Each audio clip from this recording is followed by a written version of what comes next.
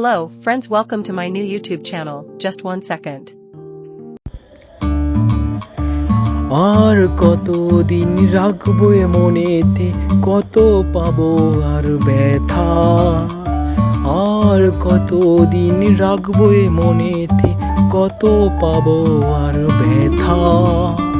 বন্ধুর আশীর্বাদে আমি ভুলে যাই তার কথা, ভুলে যাই তার কথা, ভুলে যাই তার কথা, ভুলে যাই তার কথা।